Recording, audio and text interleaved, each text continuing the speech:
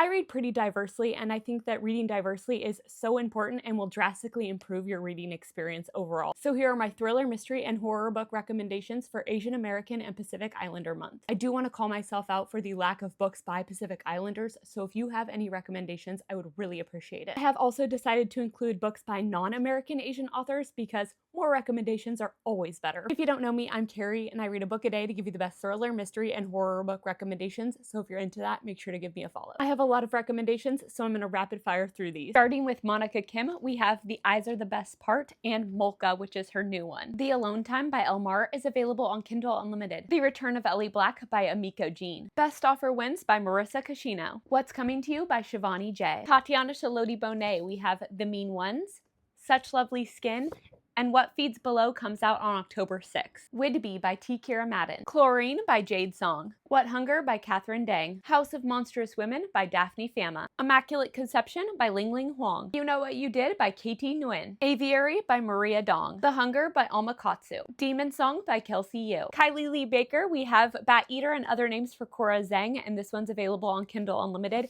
and her new one, Japanese Gothic. Then we have Trang Tan Tran with They Bloom at Night and She Is a Haunting. I decided I'm also going to include these two books. They're more dystopian than thriller, mystery, or horror, but I kind of feel like they have elements of all of those genres. How High We Go in the Dark by Sequoia Nagamatsu, and Our Missing Hearts by Celeste Ng. Okay, now we're going to get into my recommendations of books by non-American Asian authors. Starting with a crowd favorite, Jennifer Hillier. I have read all of her books except for Freak, and I recommend every single one of them. A Twist of Fate by Saya Jang. I'm including Earthlings by Sayaka Murata, but I honestly think this one might be a bit too dark for most people. Then we have Callie Kazumi, of course, Greedy, which is her new one, but also Claire Darling. The Memory Police by Yoko Agawa. Petty Lies by Solmi Bach. Then we have Kane Minato, Confessions, and Penance. Old Soul by Susan Barker. She Waits Where Shadows Gather by Michelle Tang. Julie Chan is Dead by Leanne Zhang. I have two Amanda Giatissa recommendations, My Sweet Girl and Island Witch. Jessie Q. Sutanto. You Will Never Be Me, Vera Wong's Unsolicited Advice for Murderers,